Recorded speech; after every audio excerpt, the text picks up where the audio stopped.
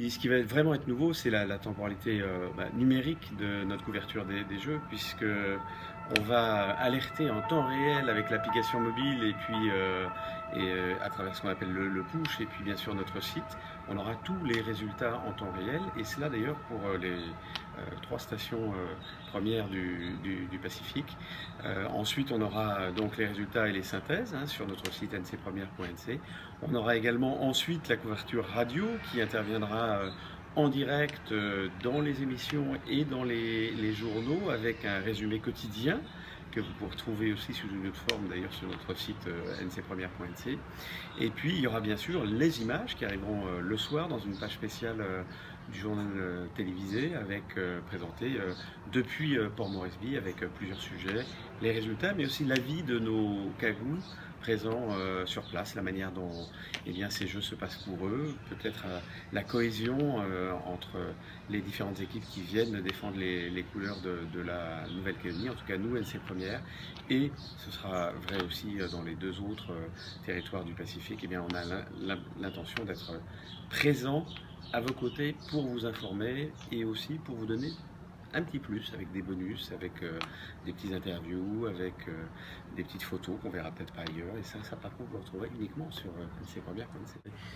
On sera quand même une quarantaine sur place des trois stations. Pourquoi? D'abord, il y a ce qu'on appelle le pool. On va faire partie du pool des télévisions du Pacifique qui vont retransmettre plus de 10 heures de direct par jour à destination de tous les pays et territoires du Pacifique. Ça, c'est la première chose. Et la deuxième équipe, celle que l'on appelle, nous, dans le jargon, l'équipe IBC, ce sont les équipes qui enverront, émettront, commenteront d'abord ces directs à destination des trois stations, donc NC Première, Polynésie Première et Wallis et Futuna Première, mais également qui enverront des sujets, des reportages donc, pour les journaux télévisés, à Tahiti pour différents rendez-vous qui seront susceptibles de faire, avec un décalage d'ailleurs plus défavorable pour eux.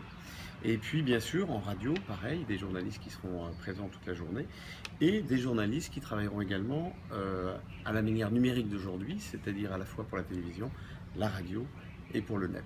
C'est le principe de notre couverture là-bas, avec des équipes techniques à nos côtés très motivées. Il faut dire que ça va être plus de 10 heures par jour de travail et a priori au moins 6 jours sur 7, voire 7 jours sur 7 pendant 3 semaines. On va donc nous émettre, participer à la réalisation de la cérémonie jusqu'à la cérémonie de fermeture avec tous les. Bon, je crois que nous c'est plutôt tout ce qui est football, etc. Tahiti plutôt va, etc. Mais enfin, c'est au côté des télévisions fidjiennes, télévision évidemment de Papouasie Nouvelle-Guinée. Il y aura d'autres télévisions qui apporteront leur concours, mais disons que les premières font vraiment partie de ce consortium de télévision qui va assurer cette retransmission au quotidien pendant plus de 2 semaines, pratiquement 10 heures par jour. Et mon rôle à Port Moresby, ce sera de gérer éditorialement toutes les équipes radio, télévision, internet, avec évidemment tous les techniciens qui nous accompagneront pour que ces directs soient commentés, parce que ce seront les mêmes qui feront les commentaires et puis qui partiront après faire des reportages en radio, en télévision et bien sûr sur votre site internet. Donc mon rôle va être au quotidien de gérer ces équipes de Tahiti, de Nouméa et de Wallis et Futuna chaque jour entre le 1er juillet et le 19 juillet prochain.